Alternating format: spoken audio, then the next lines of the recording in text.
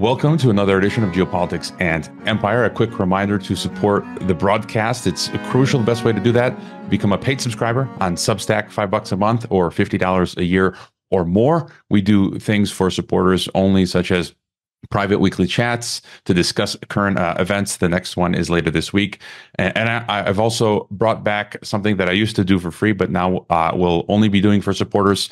I'm putting together the week's news headlines, which you'll be able to find at the end of the week, every week over at Substack. You can also support Geopolitics and Empire by buying me a coffee, sending some pesos via Wise or Donor Box, Subscribestar, Locals, or Crypto. You can also purchase a consultation to chat with me about expatriation or whatever you like, and do check out the affiliates Legal Shield, Wise Wolf Gold, Above Phone, and EasyDNS.com for hosting or domains. Use the coupon code Geopolitics for 15% off, and do leave a podcast review. Joining us is the writer and director of the Trust Fall Julian Assange documentary. The film is the most watched Australian documentary of 2024 in cinemas. Kym Staton is joining us. Welcome to Geopolitics and Empire. Thank you very much. Thanks for having me. I just recently watched the film. I very much enjoyed it, and there were parts of the film we can get into that later that moved me in different ways. But before sort of getting into the film, if you want anything you want to tell us about your background, I understand you're from Australia, and sort of your political awakening to some of the themes that WikiLeaks and the film deal with. Yeah, sure. Well, this is my first documentary as a director. I've been involved in the documentary industry for a decade, basically as a hybrid distributor, showing other people's documentaries in cinemas, and also our streaming platform, Films for Change, which is devoted to documentaries. My interest in Assange and WikiLeaks really starts in 2010. I was sitting on the couch in the living room one night and watching the news, and this footage came up. It was black and white footage showing a scene in New Baghdad during the Iraq War in 2007. I saw this video in 2010. It was a group of people standing on a street corner, 10 civilians and 2 journalists, Reuters journalists, and an American Apache helicopter flying above shot them all down. Basically, they're all dead on the ground. One of them was crawling around, barely alive. And then a van pulled up, a father taking his 2 children home from school. And they stopped to try to help him into the van. And then the American helicopter shoots up the van. At the time, I didn't know that was a WikiLeaks release. I didn't know what WikiLeaks was. I didn't know who Julian Assange was. And that really stuck in my mind. It was such harrowing, awful footage. And I guess it was maybe 4 or 5 years later, I started to take more interest in Assange and WikiLeaks, and I made the connection between that video, which is now known as the Collateral Murder release, and the work of Julian and WikiLeaks. Started watching other people's documentaries. And 3 years ago, I was finally in a situation by chance where I had time and space to make a film. I chose a nice, easy topic, nothing too serious or complicated. I like a challenge, and I took on this issue because I felt that what was really lacking amongst films that had been made on the topic is a film that really just delves mostly into why this occurred. Why did they persecute Julian? To what degree were they, punishing him, and detailing everything that's been done to Julian Assange and the reason for doing that. And I also wanted to make a film where I expressed how I felt about the contribution, the courage and self-sacrifice that Julian has made. So I knew it was going to be an unusual film, not a typical political documentary that tends to be cold, dry, and tends to be a strict chronological sequence. I was wanting to make a film that would inspire action. So it was right from the beginning fully in favor of Assange. I felt that this was a situation of oppression. Somebody was being abused, and as Desmond Tutu said, if we stand on the fence in a situation of oppression, we side with the oppressor. I didn't want to give space to the oppressors. I felt this is just a clear case of the abuse of someone's human rights, a scapegoating of a journalist. And so I took the angle of being fully in support, and not only that, but actually doing my best to inspire people to get involved with the campaign, to actually add weight to the campaign for his freedom. And you mentioned Collateral Murder, and I saw that when it came out. It's been many, many years since I've watched the video, but you include a good portion of time on that aspect of WikiLeaks, and the video is in the documentary, and it really gets your blood boiling again to witness the military-industrial complex, the empire, just with glee. You hear the soldiers joking with glee like they're playing a video game. That was a war crime. I even go further than some of the people that are interviewed in the film, like potential war crime. Like, no, that we have to be forceful. That was a de facto war crime.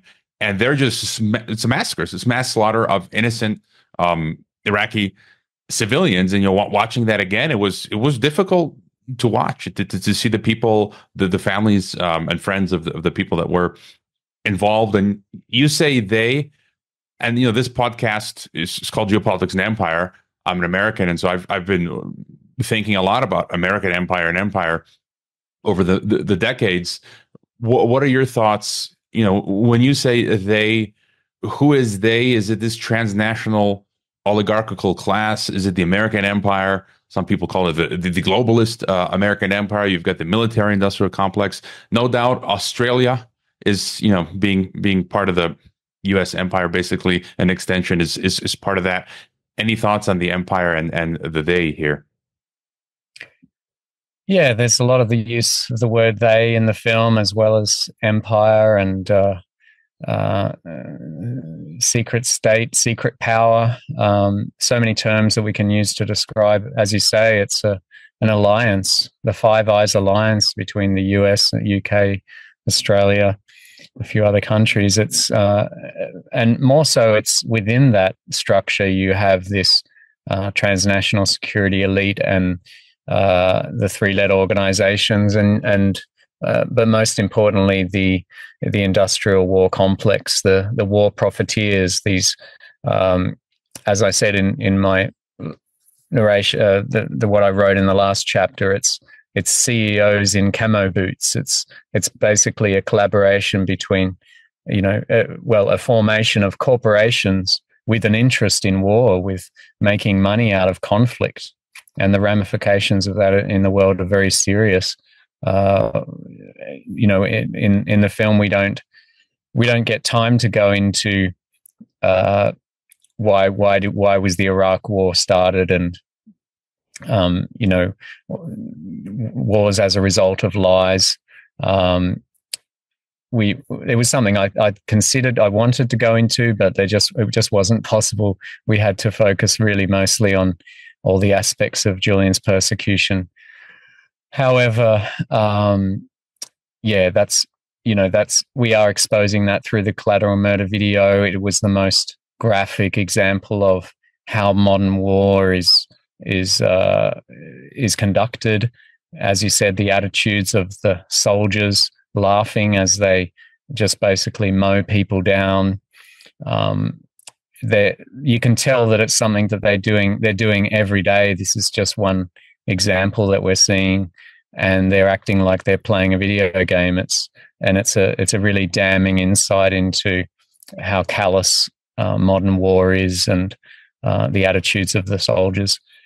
So, we, out of many fascinating and powerful WikiLeaks disclosures, we chose to focus on Collateral Murder because it is so graphic, it's so visual, visceral.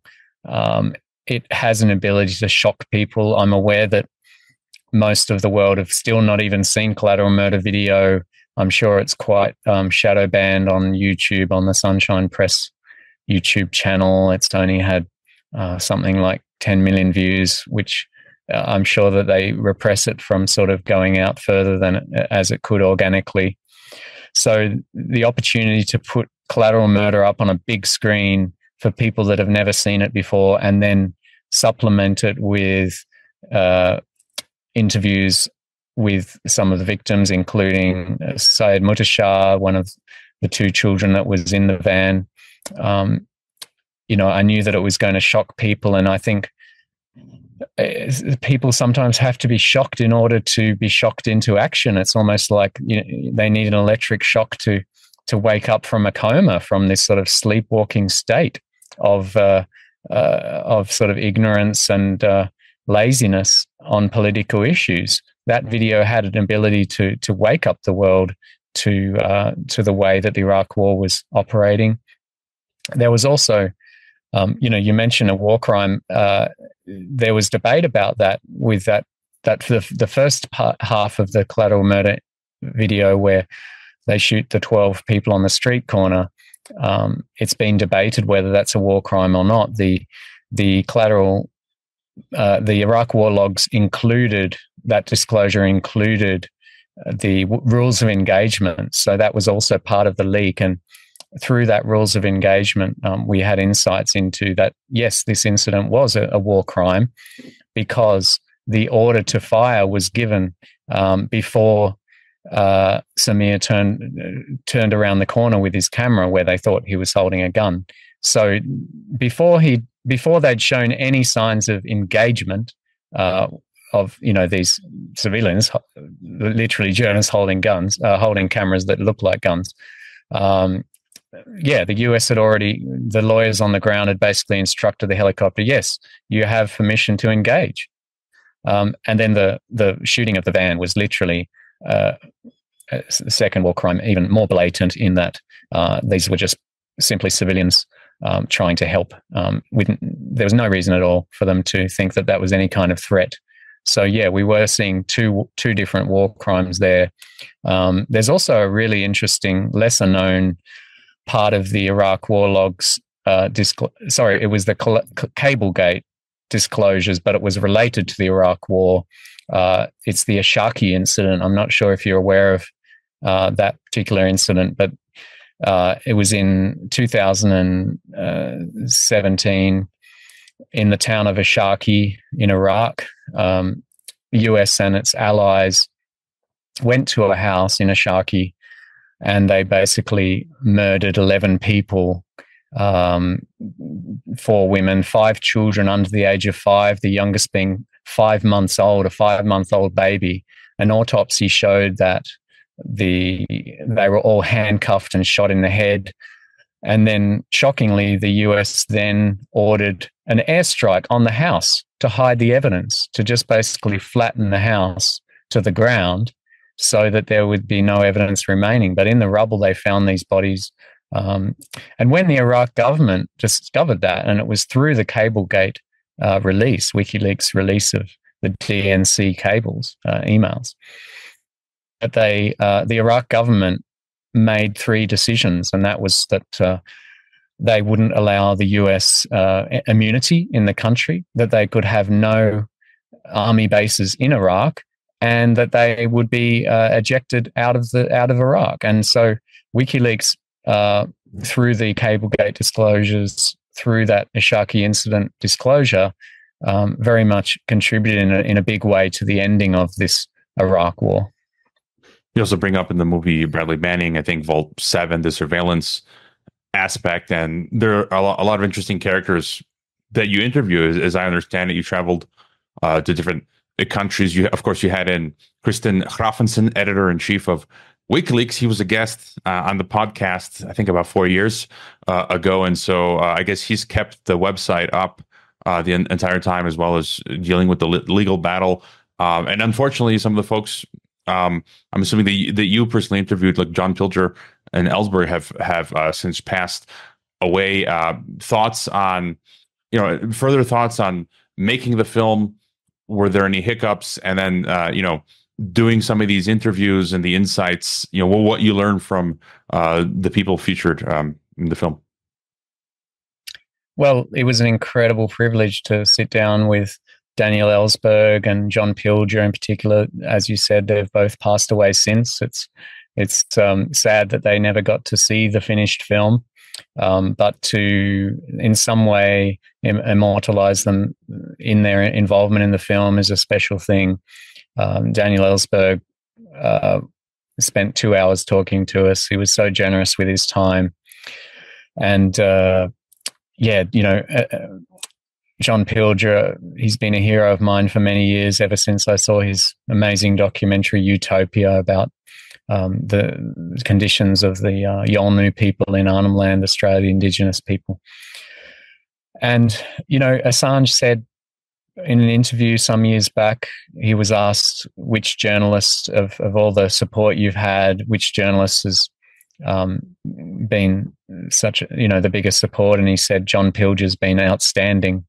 Sad that Pilger didn't get to see Julian get free, but yeah, it's wonderful to have them in the film, and their insights were really great. I mean, really everyone we interviewed, we're really spoiled for choice as far as interview subjects because of the caliber of the intellectual giants that have been in support of Julian. Chris Hedges, Tariq Ali. What we ended up with after the 2.5 year production process was 25 hours of amazing stuff, and I had this very difficult task of basically chopping it down to a 2 hour 14-minute film. And in the end, we just ended up with, and people have commented that have seen the film that they were just on the edge of their seat the whole way through, really riveted with the information, because it is very high quality. Because of that ability to just choose the amazing statements amongst everything being just really good. The amazing amongst the awesome, really. So John Pilger, one of the lines that I just knew straight away was going to go in the film. He said, in regards to Julian's health and the way that Julian's been treated, he said, in other countries, they could do away with someone much more quickly. But here, as in UK, it can't really happen like that. But what we've seen with Assange has been a slow, long form of killing somebody. In the film, we combine that with a sort of a face morph AI animation of Julian's profile photo as he aged over time, and the way that he looked when he was taken to the initial extradition hearings in the police van. He looks so unwell, and he's aged, and he just looks terrible. And so, we just had all these powerful statements. Ellsberg, as I'm sure most of your viewers know, is the legendary Pentagon Papers whistleblower from the 60s and 70s.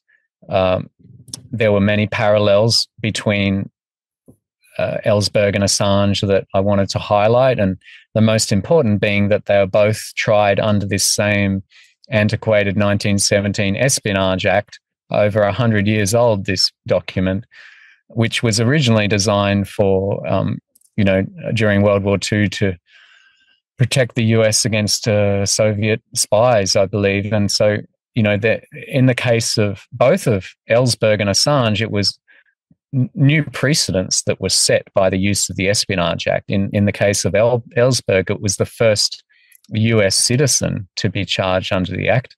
And then with Assange, it was the first journalist. So both were shocking precedents.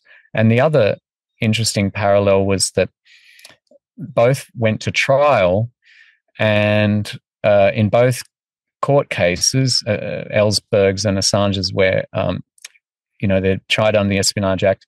In both cases, the governments involved were using dirty tactics. So with Ellsberg, the government under Nixon snuck into his psychiatrist's office to try to find material so they could blackmail him, to blackmail him.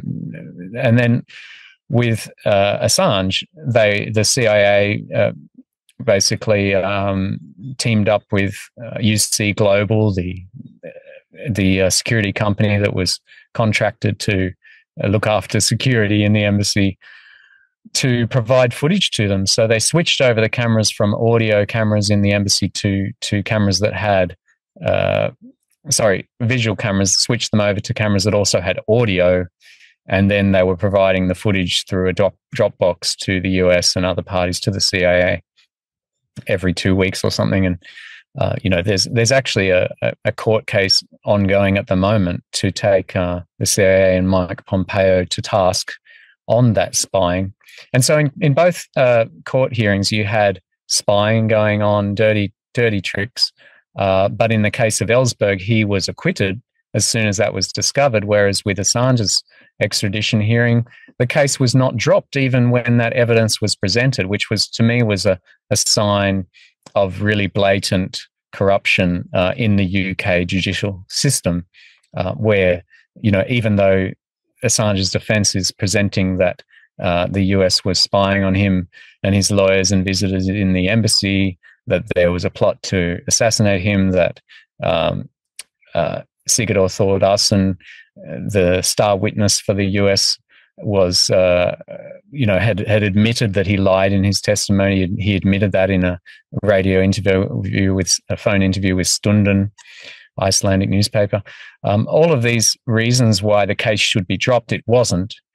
And way back in 1972, I think it is, in the case of Ellsberg, it was dropped. And so that was a sign to me that, there's more corruption in the world now and more ability of the governments to collude with the judiciary to get what they want. And so there was a sense that the whole so-called extradition trial, this court hearing, was a show trial. It was all just show that there was no real justice going to take place at all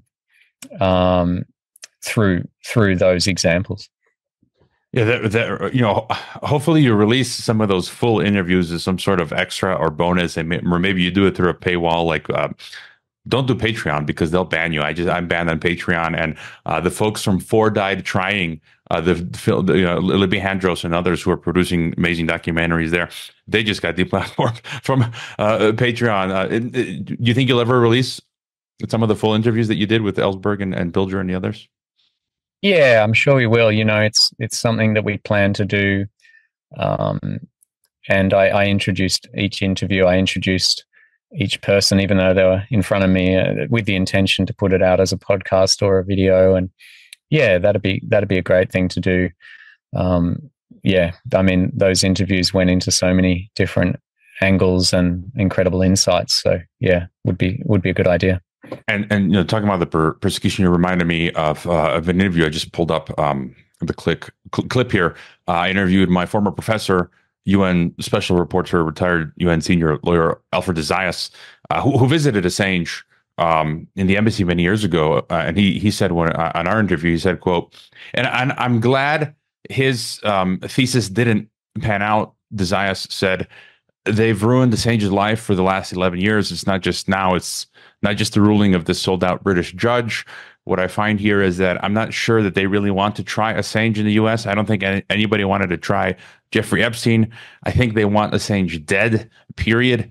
And they're hoping he will die in Belmarsh because of the conditions he's been held in there. And I was just assuming that was what was going to happen. And it was kind of a shock when he was freed. And I also like the clip you include of President of Azerbaijan, Aliyev, challenging the BBC journalists. And this is one of the things that gets me, these double standards of the West, of the Western Empire, and their lackeys, these mainstream media journalists. And Aliyev he just nails it. What everyone thinks of the president of Azerbaijan, he's like, it's total hypocrisy, where the West is persecuting journalists like Assange. There's many more in the West, journalists who've gotten deplatformed. I would wager some that have been killed.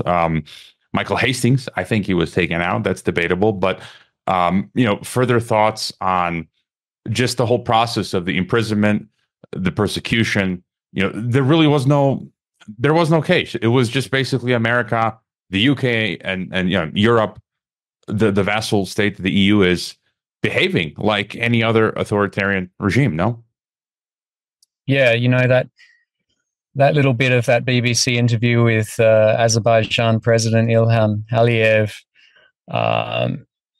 I just found it so interesting because here you have a president of a country that's really low on the scale of press freedom, having a free ticket to criticize the US, which is fairly high relatively on the scale of press freedom, free speech. So it was really damning that they felt the ability to criticize. China's done it as well numerous times, where Chinese officials have been able to have a stab at the US because of Assange, because of the treatment that they're dishing out to him. And so that interview with Ilham Aliyev, I know it went viral when it first came out, and we added it into the film, even though a few people would have seen it already. It was just worth putting in for those that hadn't. And when we had the world premiere of the film a year ago at the Melbourne Documentary Film Festival, we had 250 people, full house in that festival, and we sat down for the first time to see the audience reaction. We'd had a few little preview screenings, but just for 5 or 10 people, and it was very rough cut. So when you had a big crowd like that, it was a different atmosphere. And that was the first statement in the film where we got an applause from the audience. The whole audience just erupted with applause after Ilham Aliyev said, you asked me these questions, but can I also ask you one? What about Assange? What have you done to him, and why did you do it? And, you criticize us about press freedom, but you have no right to do that when you do these things. You did it, not us, and the audience just go, yeah, he's really nailed it there. Even though he's in a position of no doubt, guilty of pretty rampant censorship in his country. So interesting that was the first statement that got applause from the audience. And when we have a big crowd watching the film, we usually get around 6 to 8 applauses at certain lines, and it's always the same lines that the audience react to, and that's the first one. This is again a biased approach. This is an attempt to create a perception in Western audience about Azerbaijan. We have opposition, we have NGOs, we have free political activity, we have free media, we have freedom of speech. But if you raise this question, can I ask you also one? How do you assess what happened to Mr. Assange? Is it a reflection of free media in your country? Let's talk about Assange. How many years he spent in Ecuadorian embassy? And for what? And where is he now? For journalistic activity.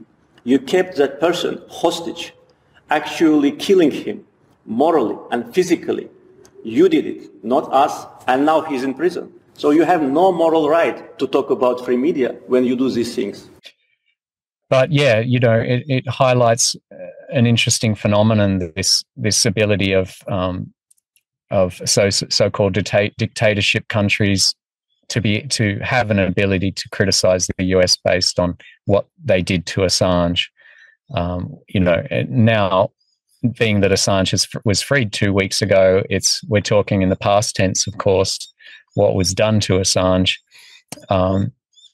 Niels Melzer, in his interview, said a really profound line. He said that what they're doing to Assange is to intimidate the world. It's not just one journalist or journalism; it's actually all the people as well. And I really agree with that. It's I'm sensing now that Julian is free, and I've been to we've still been having various events, and the film is still being shown, of course, because it's an important lesson for everybody. And I'm seeing this sense of, amongst the Assange supporters, they're somewhat traumatized. They're processing because anyone that was a supporter and aware of how Julian was being treated and how he was suffering did have a sense of empathy with that. And it was just like what's going on in Gaza, it's something that you think of every day. It hits you in the pit of your stomach. It makes you feel really upset and angry all at once. And so, you know, any Assange supporters for years and years, not only his family but his supporters as well, have had this sense of the awfulness of the situation, of whether Julian's going to even survive this ordeal, the way that he was treated and his confined situation. He had a mini stroke a couple of years ago, numerous health issues, and psychologically tortured. Was he going to survive that? Was he going to be murdered in prison? You know, he survived through COVID, being in prison. He's had, you know, numerous of the inmates around him take their own lives or you know, die in prison. So it was a very dangerous situation for him, and so I think his family, of course, but also his supporters have had a sense of being somewhat terrorized by this whole situation. And one of my questions that I wanted to bring up, you touched on it. You mentioned Ellsberg, the Espionage Act, Assange, and the security state attempting through all of this ordeal to establish a precedent. And I don't think that has changed. You know, maybe you can fill us in here. I think there were some conditions for his release, and basically what they're attempting to do here is, again, criminalize dissent, truth-telling. We see in the Western world, slightly different topic, but I think related, where they're bringing in these, quote, hate speech laws, and again, laying all these precedents for basically anyone who says anything that the government doesn't like can be fined and jailed. And it's a huge, you know, we're moving very far away from the, you know, liberal democratic republics that, you know, you and I grew up in. And so thoughts on, and, you know, we've seen it being done to many people. Alex Jones, love him or hate him, Julian Assange, so on and so forth. And some of us, you know, small podcasters are starting to feel this. You know, the Department of Homeland Security bans me from PayPal and Patreon. Others are getting debanked. Others are getting put on different watch lists. I interviewed, I think it was Dave Lindorf was his name, who wrote a piece exposing the Pentagon and its budget for the nation, and that he was put on a no-fly list just for doing honest reporting. And so any thoughts on where we are now and where we're going when it comes to these precedents being set in the West for, you know, freedom of the press? Yeah, absolutely. That was something I was shocked to learn through making this film, that, you know, the treatment of Assange, the persecution of him, is really a canary in the coal mine of the situation of the decline of press freedom.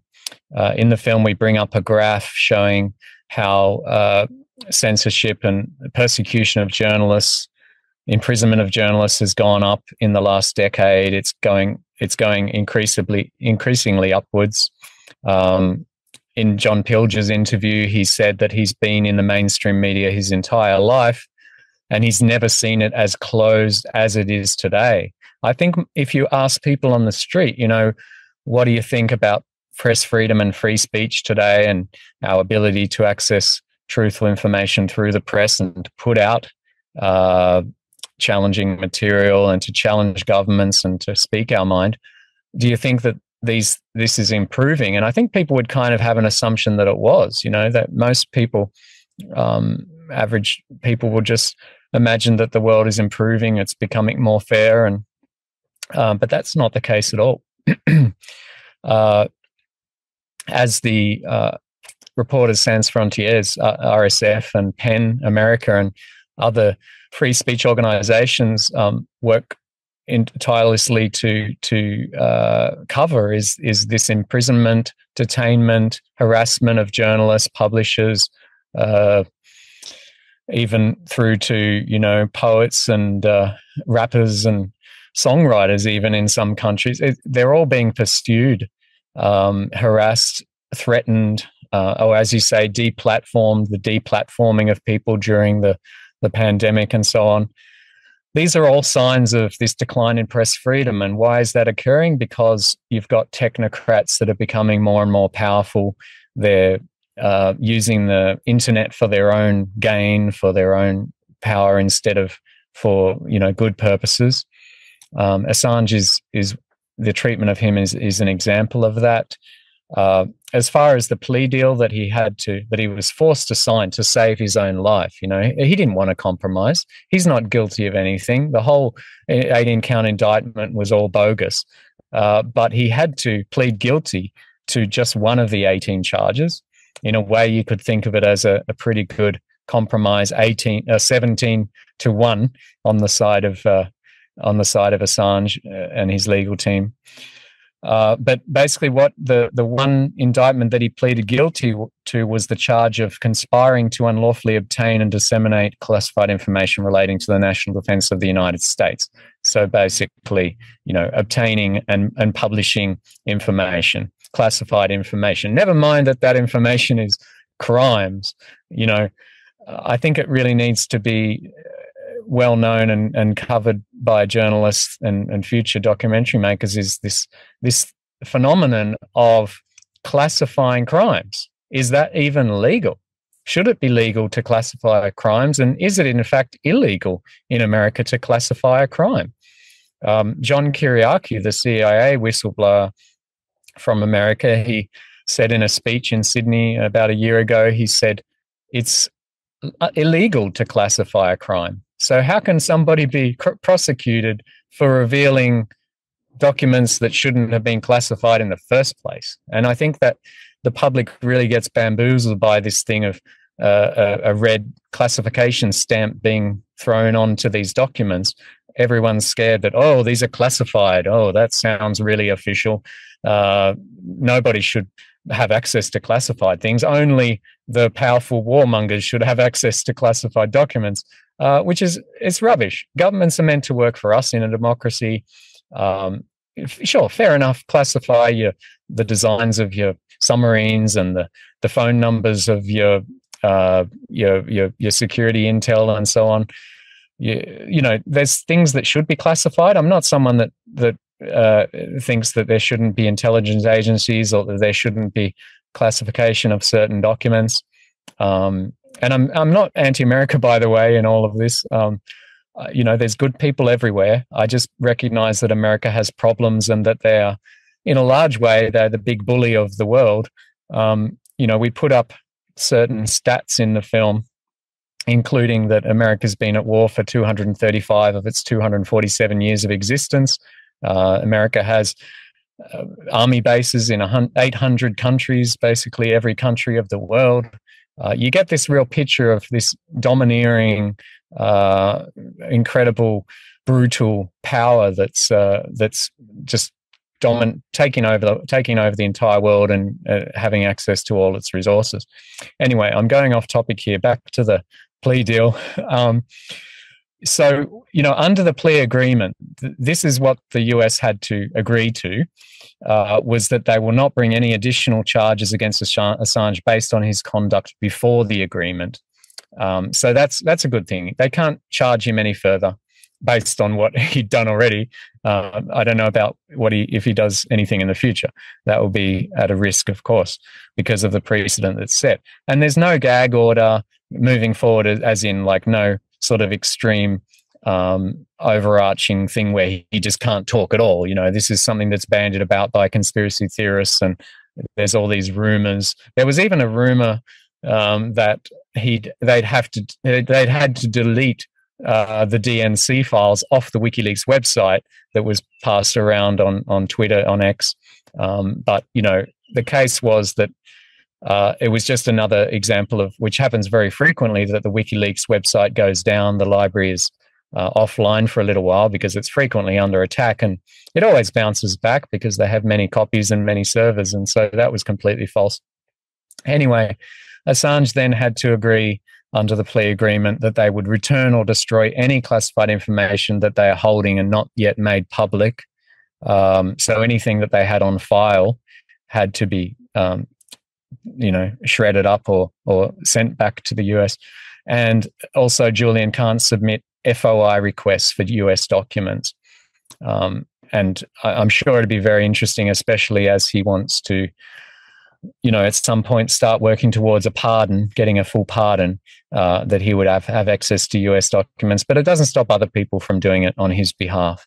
So all in all, a pretty good agreement considering his life was at stake, to save his life, to save the life of a human, a father, and someone that suffered incredibly for nearly 15 years. I guess I'm guilty of sharing that rumor as well of the DNC thing, although I did see Kym.com mention that. And so, yeah, we have to be careful and we have to admit when we are wrong. I saw a tweet from WikiLeaks' account. It was a quote from 2012 where Assange said, quote, I'm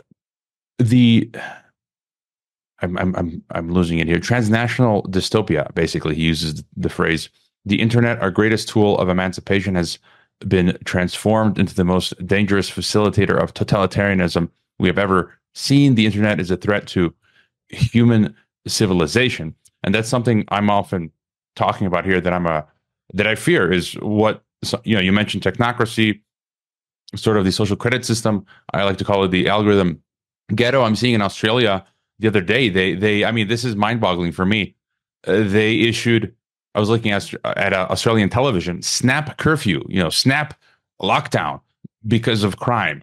They cited special new powers, like magical new powers. And I'm reading in Australia, they're talking about making these new sort of digital 15-minute cities. I mean, it's on the mainstream news. And so just any further thought on how everything is being made digital in the UK now? Tony Blair is pushing digital ID. And again, we've seen what can happen in a social credit type system where if you're someone like Assange or if you're a dissident, they can just shut you off. Rishi Sunak, formerly Prime Minister, said regarding national conscription in UK, which they said they're bringing in, if you don't want to fight the oligarchs' wars, they'll cancel your driver's license and freeze your bank account. So any further thought on what Assange dubs the transnational dystopia?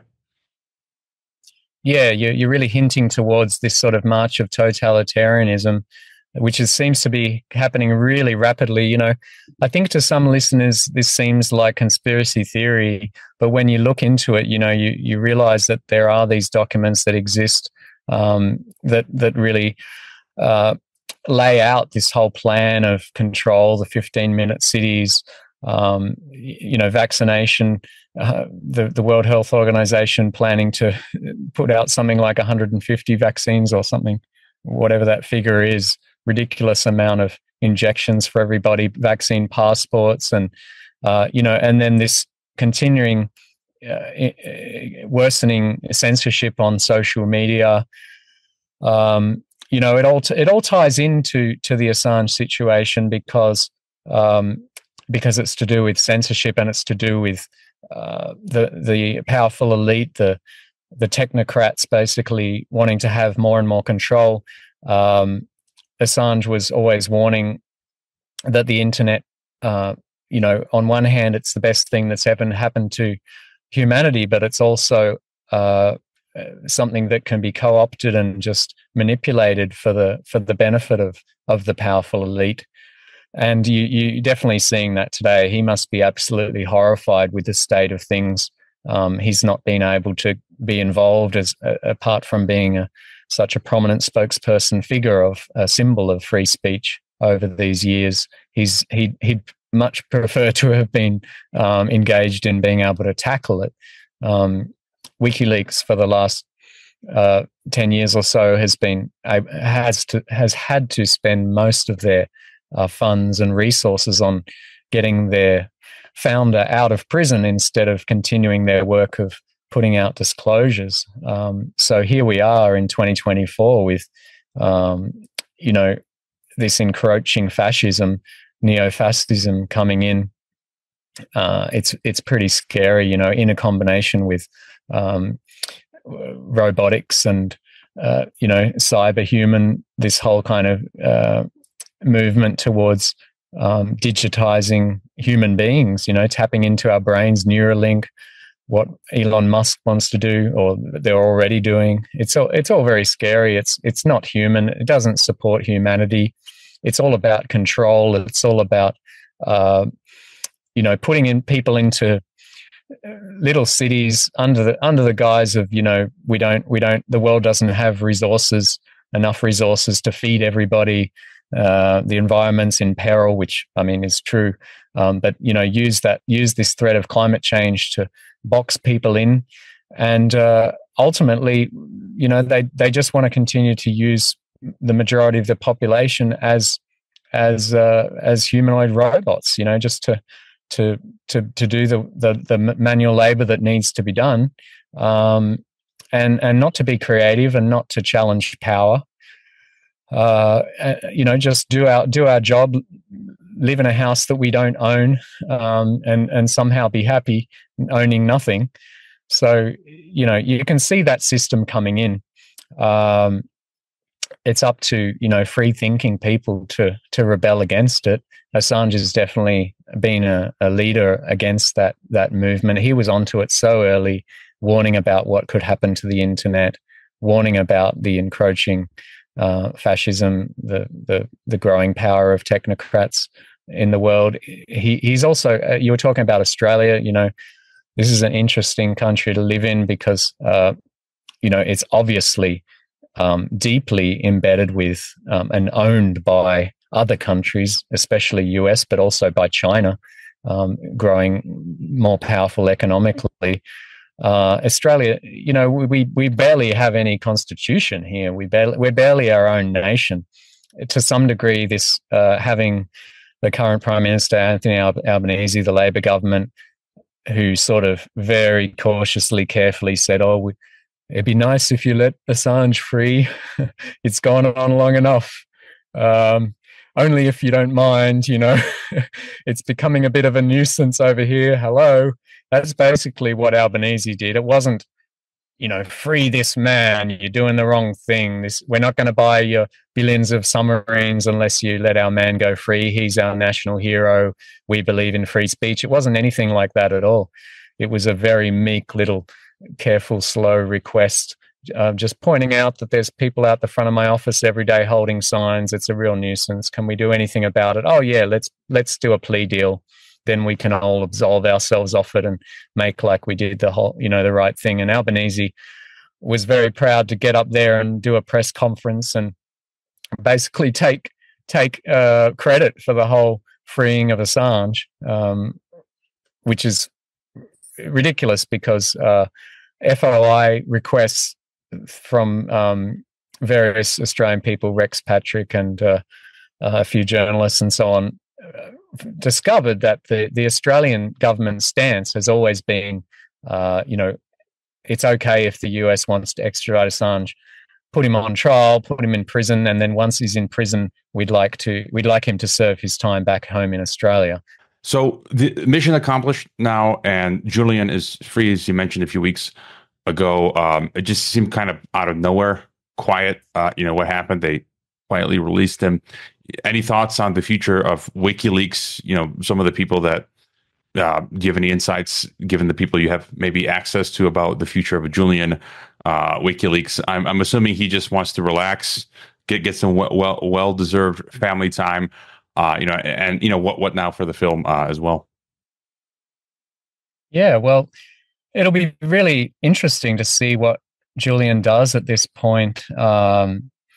Obviously, the first priority is that he wants to recover and get his health back, and health is our wealth. It's the first priority. As to whether he will return to his role at the helm of WikiLeaks, nobody knows. Perhaps he hasn't decided yet. Certainly, there's no word from his camp on that. Probably too early to even be thinking about it. But yeah, I hope that he does return to being the editor of WikiLeaks, because it's the world needs WikiLeaks more than ever before. This is a world of that's on fire, terrible conflicts going on, a terrible genocide in Gaza, Ukraine, Russia, all the censorship and all the corruption. I mean, if it was ever possible for Julian to return to that work, if he feels that he wants to do that and he's capable of it, then there would be so much appreciation and happiness about that. But, you know, I think everyone would understand if he wanted to have a quieter life at this point, he must be suffering terrible PTSD from his ordeal. Perhaps he'll decide to, you know, spend time being an author or do a speaking tour, or who knows. It'll be really interesting. That first interview that he does, wherever that is, I'll be fascinated to see what he has to say and his opinions on the state of the world and also on the way that he's been treated. So, yeah, fascinating to see what he does next. Also interesting to think of how much, you know, willpower and strength of mind that he's developed during all this time of confinement. I sense that he might come out, once he recovers from the initial health issues, you know, he might come out stronger than ever.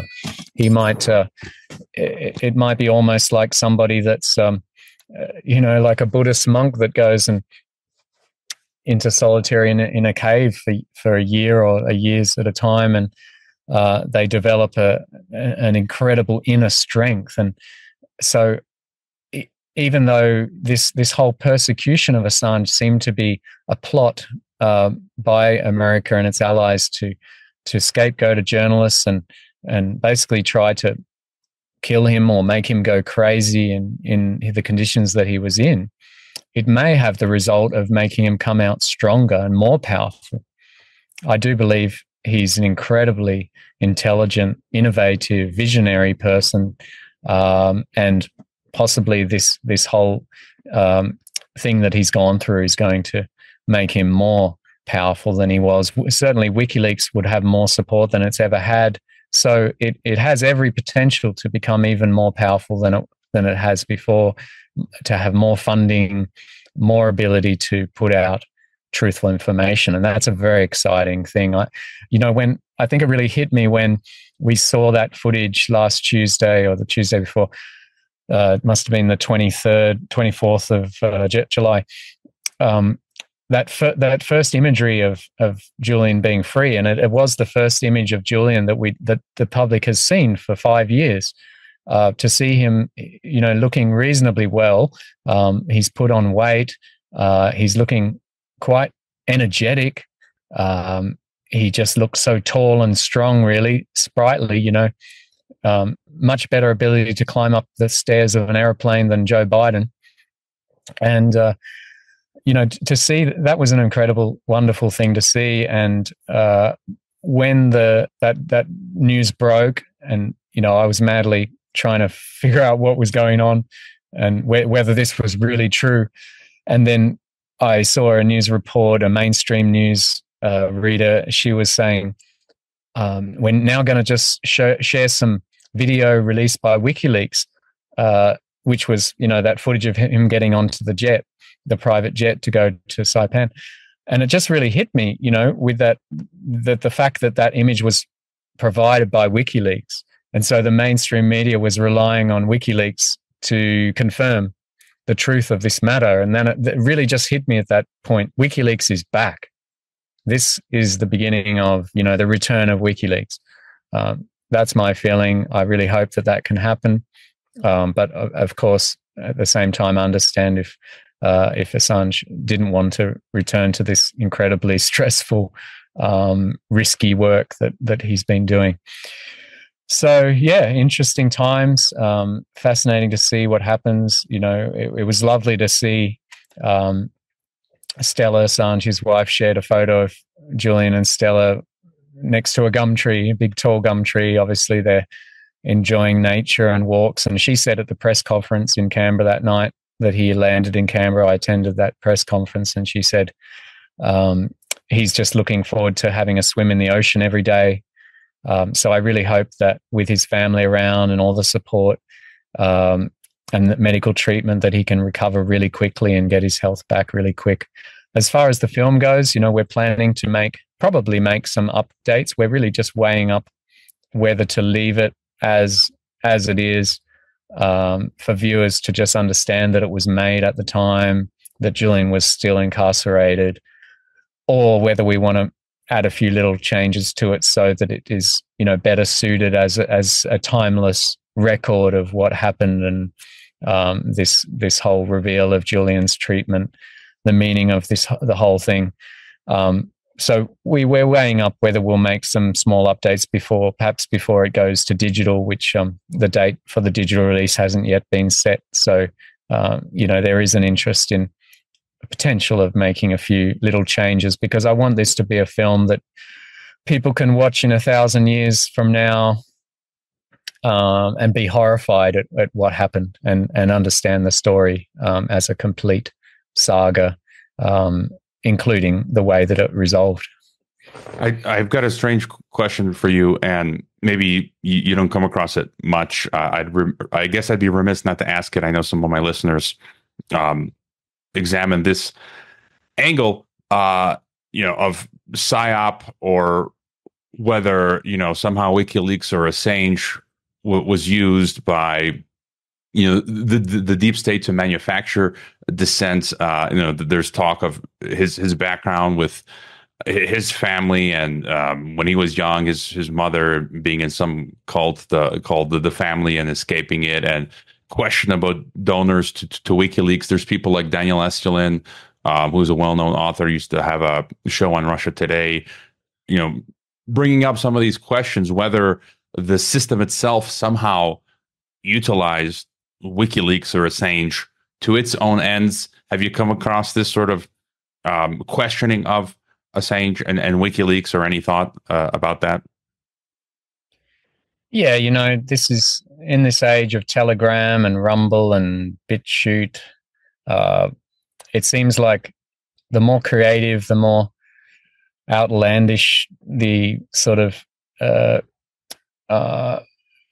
imaginings of weird out minds, weirded out people, they seem to spread more rapidly. Any kind of strange rumors or things that people come up with.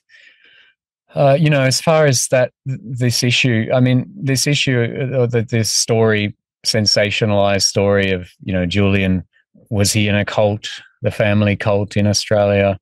Assange and his mother, Christine Assange, they have openly talked about that. And then the crappy lamestream media have, sensationalized it and said that, even put up a photo of him as a kid and saying, oh, that might be Julian. He might have been part of the cult. It all sounds very sensational. It's all very clickbaity.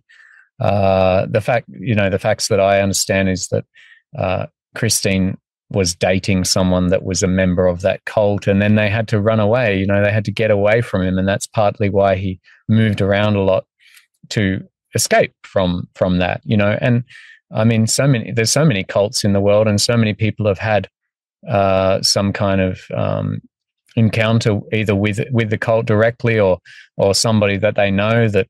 We're all only a few degrees separation from weird stuff, right? I mean, so anyone that gets famous, people start looking for any kind of theory, and just like that theory, that rumor that the DNC leaks had been erased from WikiLeaks, when in fact the whole WikiLeaks site was down. That was false. I think all of this idea that Assange is some kind of deep state psyop or something is just ludicrous. I mean, if someone makes a claim, it's up to them to substantiate it. And when in the case of WikiLeaks disclosures, they've never had to retract anything. It's always been 100% truthful, 100% accurate. And lawyers and professors, universities, students, university academics are using the WikiLeaks material every day as a reference because it's so accurate. No one's going to use any of this stuff that you find on Telegram or Rumble as a reference for educational, for anything meaningful. So I think it's all very much a waste of time, all of this stuff that's bandied around. And I've noticed, if anything like that pops up, they never have any real source for it. They never say where they heard it from. They just put capital letters fact, as if that's, oh, you say it's a fact? Well, it must be then. So it's all very absurd. I think people should, better spend their time studying what WikiLeaks put out. And journalists, if they want to be real journalists, they should be willing to put the time into research and properly research things. I'm more than happy to consider any kinds of theories if they're properly resourced and if someone puts up, some real proof on what they suppose. Yeah, I believe I actually used, when I taught international relations in the past, WikiLeaks material, and you mentioned Collateral Murder. I've probably shown it in the classroom, and such videos, again, to get people to wake up. And yeah, I've had a few people I've interviewed that, Matthew Crawford, who's been on the podcast, who's great. He says he was in a cult when he was a kid. And on my old TNT radio show, I interviewed Spencer Schneider, who wrote the book Manhattan Cult story about I think it was the Sharon Gans cult that he escaped. That was mind blowing. Just, another question or two. You mentioned war, we're perhaps in the precipice of World War III, economic collapse. And so things like that. And any further thought on what people can do around the world, citizens of different countries, to, fight tyranny, injustice? Here in Mexico, where I am, journalists are doing their work, and there being, dozens and dozens of journalists always getting killed. Here in Mexico, in the Western world, they're being debanked or deplatformed, and so on and so forth. And any thoughts on what, people can do to fight against this madness? Yeah, well, the first most important thing is that we do something. Too many people in the world are doing nothing. And something that I wrote for the Trustful is most just watch, afraid to put even their little toe out of line in the wretched march of compliance. Most just watch while they set fire to the declarations, while our human rights, burn to the ground. And I was just pointing out, actually, to the viewers, don't just be passive. Don't just be a watcher, because it's all those little things that we do combined that create a tsunami of change. Making a film, writing an article, signing a petition, going to a protest, meeting with your local MP. Everything we do creates pressure. This result with Julian being free, not ending up with a 175-year prison sentence, not ending up being executed in the US, the fact that somebody could expose these terrible crimes of the US, of war crimes and torture, corruption, that Julian did that and survived. He wasn't executed. This is a significant win for the people. And it's an ongoing battle between, decent people of the world, peace-loving people, against those that would want to have endless wars for profit. Yeah, we gotta, do what we can, do what you can with what you got. We are at, as I always like to cite, Teddy Roosevelt. The website is thetrustfall.org. People can, you've got a GoFundMe as well, and they can follow you on X. I guess people can, if they can't find a screening in their area, they can wait for the film to become available online. Any other ways you need support or people can go to? Yeah, if you're in the US, the film comes out on the 18th of July in a bunch of cinemas. It's a progressive release. We're not like a big blockbuster film where we can put it out in all the mainstream cinemas all at once.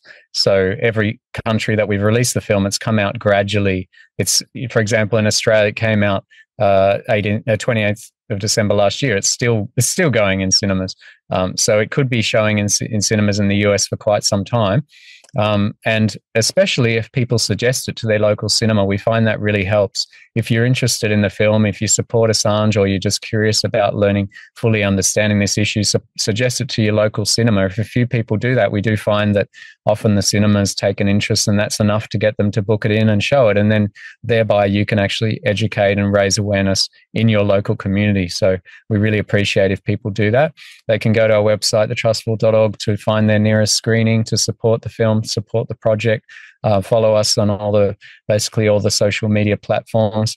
And, most importantly, if you can come along and check out the film, it's certainly, even if you're not someone that's interested in politics, I think you'll find this film is very interesting, very watchable. It's not a cold, dry political film. It's actually warm and artistic and quite powerful from the feedback we've had. And really urge people to see it and spread it around. Let's continue to work towards free speech, press freedom in the world, and real democracy, and most importantly, a world that can become one day peaceful and just for everybody. All right. Yeah, I very much enjoyed the film. And again, thank you for the work that you're doing, Kym, and thank you for being on Geopolitics and Empire. My pleasure. Thanks for having me. Really enjoyed the discussion. Keep up the great work. I hope you enjoyed this Geopolitics and Empire podcast. The website is geopoliticsandempire.com, and I encourage you to sign up for the free email list that goes out with each podcast and every weekend with a collection of news headlines. The newsletter and website are our last lines of defense. We're being censored and deplatformed. It's nearly impossible to find Geopolitics and Empire on the Google search engine. We've been blacklisted. YouTube frequently takes down our videos with strikes. Facebook restricts our page. Reddit and Twitter take down posts. And after the Associated Press mentioned Geopolitics and Empire in a 2021 article co-written with NATO, our Patreon account was terminated. Vimeo also terminated our Pro account. The best free way to help Geopolitics and Empire is to leave a review on Apple Podcasts or elsewhere and subscribe to all of our media channels. You can find the video broadcast now on 5 platforms: Odyssey, Rockfin, Rumble, BitChute, and Brighteon. You can find the audio broadcast on the podcast ecosystem: SoundCloud, Apple, Spotify, and so on.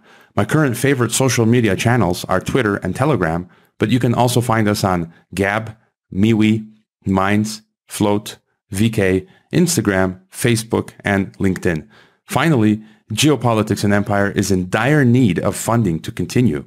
You can leave a donation, purchase a consultation with the host, or become a member to receive additional benefits. We also produce a weekly broadcast called Dissident Thinker for members and Rockfin subscribers only. We will continue to fight the good fight come hell or high water. Thank you for listening.